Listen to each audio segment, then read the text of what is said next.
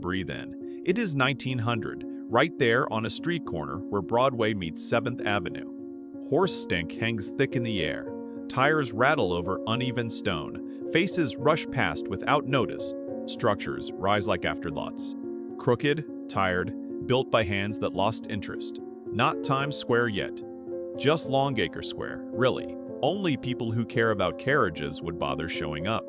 Back when the 1870s began, this part of town pulsed with horse-driven commerce. Anyone selling wagons, fixing horseshoes, or housing animals set up shop right here. Trouble was, each horse dropped 24 pounds of manure every single day times many hundreds. Toss in trampled muck, clattering wheels, and soot from nearby factories. Life around these blocks got messy fast. Fog clung to the edges of Longacre Square, not because it was meant to be seen, but because nobody stayed long enough to clear it. A person moved quickly past, boots scraping stone, eyes forward. This spot never asked for attention, just silence. Yet a shift was coming, not tied to animals at all. Flickering gas gave way to electric glow on Broadway when wires reached uptown in the 1890s. Light clung to lampposts where shadows once pooled deep. With brightness came movement, then foot traffic, then curiosity. Families who once stayed indoors now stepped onto sidewalks without hesitation. Darkness used to own those blocks. Now it had competition. Playhouses followed the energy, planting flags between shops and offices. What stood before as humdrum warehouses shifted shape under new illumination. Slowly, brick and beam became stage and spectacle. Yet back then, in 1900, mentioning this place, where horses changed hands, would soon turn into the planet's best-known crossroads, might have made folks wonder about your sanity. Though it sounds wild now. Adolph Ochs enters. Here comes Adolph S. Och, the man behind the New York Times. By 1904, he faced what others might envy. His newspaper thrived, earned trust, kept expanding. Still, thriving on ink alone never seals influence. It takes presence, weight, a bold signal saying, "We're here." What followed? A push for architecture that shouted without sound. He acted like any driven media figure might. Right where Broadway met 7th Avenue and 42nd Street, on ground nobody else wanted, he chose a rough patch of city soil. Their plans were made public, to raise one of Midtown's boldest new high-rises. That structure, named the Times Building, eventually called One Times Square, stood as his mark on the city. By 1904, work ended.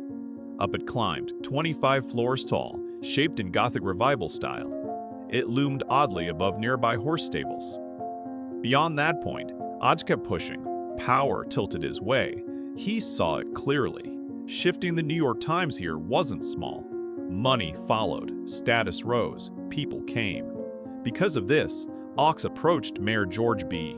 A suggestion came from McClellan Jr., one that tied his paper to a place. Longacre Square could carry its name instead. The subway stop rising nearby might do the same. A fresh sign went up on April 8, 1904. Longacre Square now wore the name Times Square, declared by Mayor McClellan. Right beside it, deep underground, a subway stop began running, painted with the exact same title. That single move tied everything together neatly. Public attention shifted fast. A name stuck because one man pushed it through ink and paper. Think about carving a corporate title into city streets now, like calling part of Manhattan by a tech giant's slogan. This is just how it unfolded back then. It moved quick. 1 week, the name changed. Next thing, lights blinked above storefronts by the plaza. Nobody knows precisely where that first glowing sign went up, or who paid for it. Old documents stay silent on those bits. Still, one truth stood out plain. A place once just lived in now started shouting at passers-by. A woman once walked these streets, changed by what she saw. Maria Castellano, not her true name, yet shade from real stories and old files and aid logs. Stepped off a ship from Naples in 1902. A job waited, stitching clothes near where the big signs now glow. Every night, leaving work, she passed that busy corner on foot. The place shifted around her, day after day. In her letters home to Italy, saved carefully in archives, she writes about how things shifted. Lights after dark shine strong enough to make words clear on paper out in the open. People here cannot get enough of shining light. Every corner needs to blaze. By 1907, voices fill every block. Bodies crowd sidewalks, prices climb quick. Families who work hard find themselves moving farther north or out past the city's edge just to afford walls around them. What seemed like steady improvement from high above meant something else down where life happens. Well into 1904, every corner of the Times building held tenants. Then came Ox, eager to mark his place. At midnight on December 31st, lights burst above the rebranded plaza, colors streaking across faces below. People flooded in, pulled by noise and flame, gathering like never before.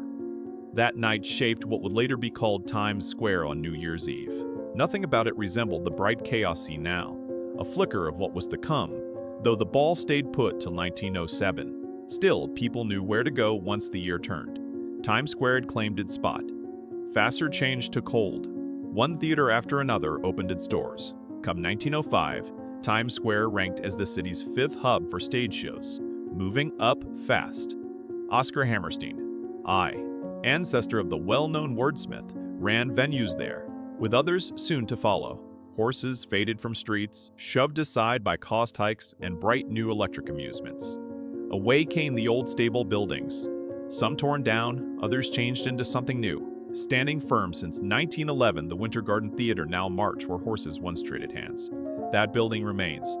Flashing electric ads never stopped arriving. New billboards appeared one after another, larger than before, glowing harder. Near the decade's close, people started calling it something that lasted, the Great White Way. That name came from how intensely lit the street became. So bright you could spot Broadway far off in the distance. Understatement had nothing to do with it. Never meant to. Each structure acted like an actor on stage, striving to shine more fiercely than its neighbor. That's when things start twisting off track. Missing pieces come into view once you look past the famous ones. Oaks, McClellan, Hammerstein. Sure, landmarks stand tall, roads stretch far. Yet stories like Maria's slip through. Workers who kept things running. People arriving with little. Families pushed out slow, then suddenly, when rent climbed or signs of polish made home feel foreign. Fragments live between the lines, where settlement houses wrote down grumbles over loud nights, worries about money tightening, notes on how sidewalk life shifted. Not every voice made it whole. The big dreams of influential figures filled most archive shelves, leaving little room for stable workers pushed out of work or regular playgoers watching familiar theaters turn bright, busy, less like home. What remains feels pieced together, real but partial. Details about those first glowing signs stay unclear. Someone funded them, but names vanish. Prices? Nobody wrote them down. Laws might have clashed when towers lit up like billboards, hard to tell. Paper trails run cold fast. So now we see only bright skylines, missing all that happened behind the glow. The deals, winners, losers, silenced voices. Truth is, Times Square never stayed innocent for long. Around the 1910s, slightly beyond our main timeline, yet still part of the story, it pulled in more than bright marquees and out-of-towners. Hidden beneath the glow came brothels, underground betting spots, small-time thieves feeding off foot traffic and cash flow.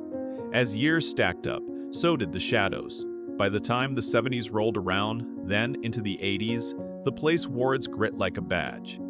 Few noticed it back then, yet the shift towards something heavier had already started between 1900 and 1909. Still, people cared more about showy displays, buying things, also having fun. A fog rolls in around just when trouble took root in Times Square. A few experts blamed the shift right after the name change. Meanwhile, different voices say decay didn't dig in until later decades. Reality likely lives inside that gap. People show up, then someone else shows up looking to profit. Still, during those opening chapters, one story dominated, pushed hard by Ox officials and boosters alike, and it sparkled without shame. That patch of land stood for forward motion, for newness, for what came next. Truth is, their thinking made sense back then. Fast-growing cities, faith in machines, trust that planners could reshape urban life. That shaped the progressive era. Times Square became an experiment. What happened if money flowed into a rundown district, mixing public works with business drive? By 1907, results seemed obvious. Still, one thing stayed unclear. Who really gained the most when streets changed? Jump ahead a bit to check where it ended up. Right now, around 45 to 50 million people visit Times Square every year, some years more, some less. Pictures of this place show up everywhere, across the globe. That New Year's Eve ball drop? began small back in 1907. These days, hundreds of millions watch it live, numbers shifting slightly based on who's airing it. Right where it began, One Times Square remains, even after being torn out and put back together more than once. Now just a shell, really. Its entire surface swallowed by glowing digital signs stacked edge to edge. Adolf Ochs might have stared in disbelief at such constant selling on display, yet nodded quietly at how well the name stuck. That underground stop bearing his chosen title? Still running. Day after day, waves of people pass through beneath the brightness above. On land once used for trading horses, the Winter Garden Theater now stands, showing plays each night. Beneath the streets, subways still run where they always did, along roads and foundations stuck in time since before most modern machines existed.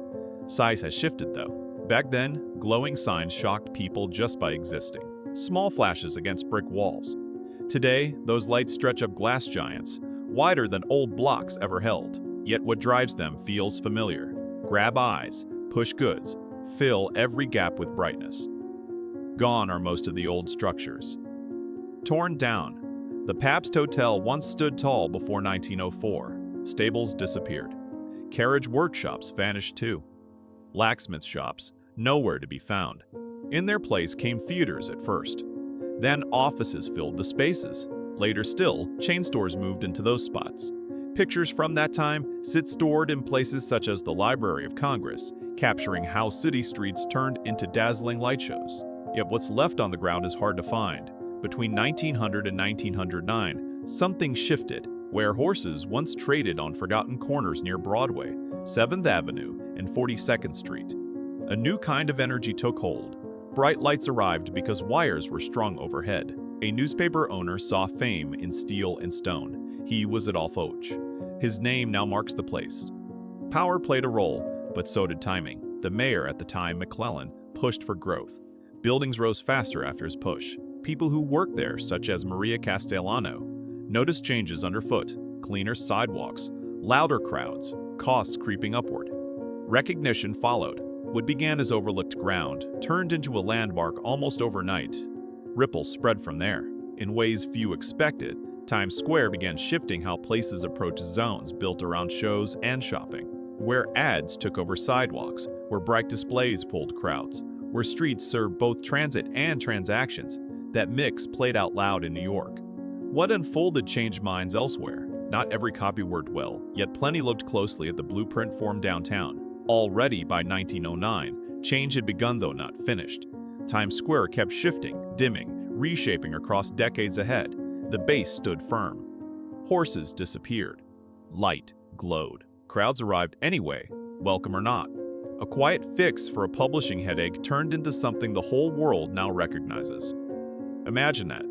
This spot once carried the stink of old stables.